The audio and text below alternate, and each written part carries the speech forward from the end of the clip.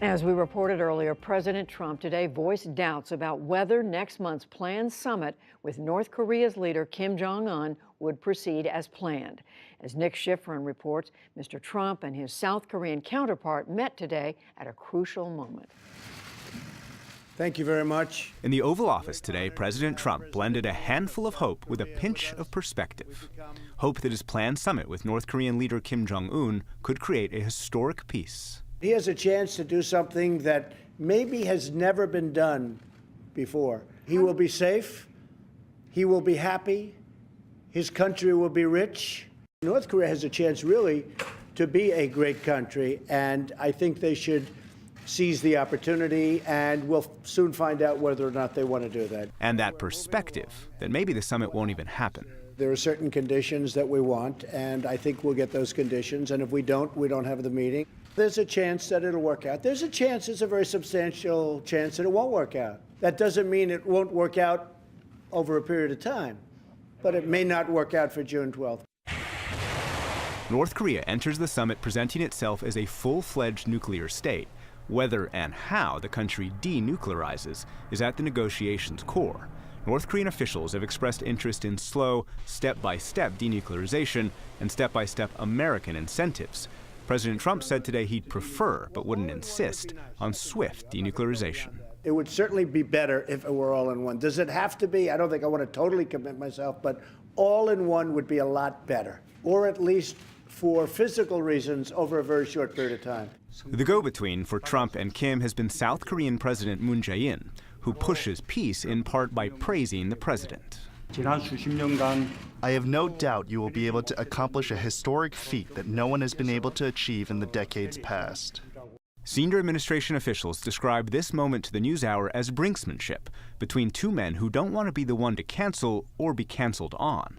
President Trump said his blend of hope and perspective comes from his past experience in business. I made a lot of deals. I know deals, I think, better than anybody knows deals. You never really know.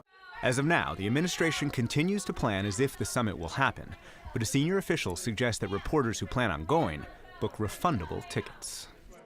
We take a closer look now at today's meeting and the prospects for next month's summit with Balbina Hwang, who served in the State Department during the George W. Bush administration and is now a visiting professor. To prevent war on the Korean Peninsula. And trying to keep some of the rhetoric that we heard last year down. I want to play some comments for both of you by the National Security Advisor John Bolton to Fox News about 4 weeks ago. We have very much in mind the Libya model from 2003, 2004. There are obviously differences. The Libyan program was much smaller, but that was basically the agreement that we made. Bolton is talking about a deal about denuclearization from 2003, but of course we know in 2011 he ended up dead in a ditch. So, Jeffrey Lewis, what was Bolton's intention by bringing up the Libya model? Well, you know, in his memoir, Bolton bragged about using diplomacy to actually advance other goals. So he bragged about sending a delegation off to Pyongyang, feeling that he had sabotaged them and knowing that it would collapse.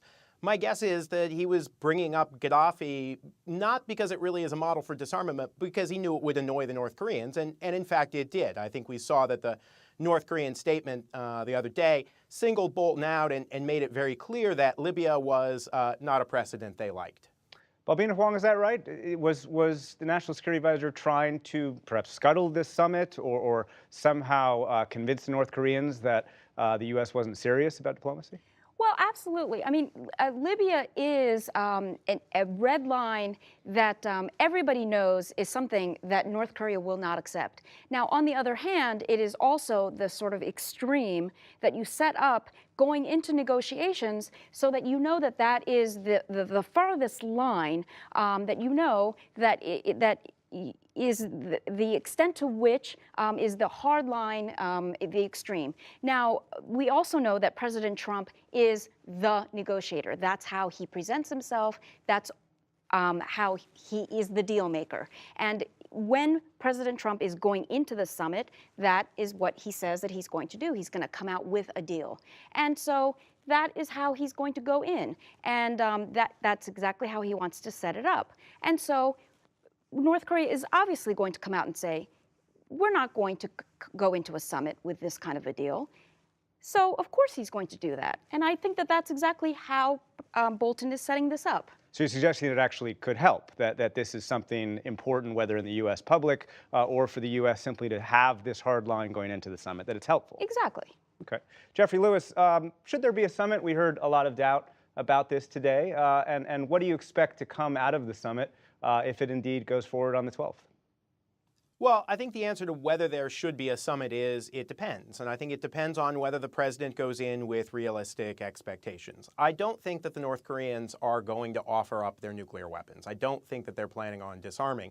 And so the real question is, are the North Koreans going to offer something short of that? A prolonged moratorium on testing missiles, continued pledge not to test nuclear weapons, maybe a pledge not to export those technologies. So, you have to look at the likely North Korean concessions, what they're likely to put on the table, and then ask, is that something you want? The nightmare scenario for me is that John Bolton's counsel in private is not preparing the president for this, that he's getting him ready to expect a kind of surrender from Kim. And when that doesn't happen, will the president settle for less, or will he throw a tantrum and walk out? Balbina, Hwang, should there be lowered expectations for the summit? Well, is the summit really about the process of denuclearization and disarmament, or is the summit really about politics? And is this really about a political process? And I would argue that this really is about a political process. And if so, then yes, there should be a summit. And possibly there will be one. Jeffrey Lewis, quickly, is there any risk in this summit to the U.S. alliance with South Korea? Well, I think there is some risk. We're entering into this period where there are a lot of tensions.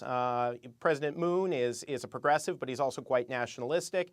I think he's quite negative about the U.S. presence in the country, and President Trump has insisted that South Korea pay more. So my fundamental concern is if the summit goes badly, we don't want a situation where President Moon decides that the big threat isn't Kim Jong-un, it's Donald Trump. That's interesting. Balbina, Hwang, do some people in South Korea believe the threat is not Kim Jong-un, but actually Donald Trump? I think this is the single biggest underestimated risk is the alliance. And this is the one thing that we are not looking at. The whole summit is unfortunately played as between the United States and North Korea. And what we're not looking at is the third actor, which is South Korea and the U.S. alliance with South Korea. And therefore, is there a risk to this alliance, especially if this summit doesn't go well? That's right, and especially if the summit doesn't even occur at all, the alliance could be at risk. All right. Balbina, Hwang, Jeffrey Lewis, thank you very much. Thank you.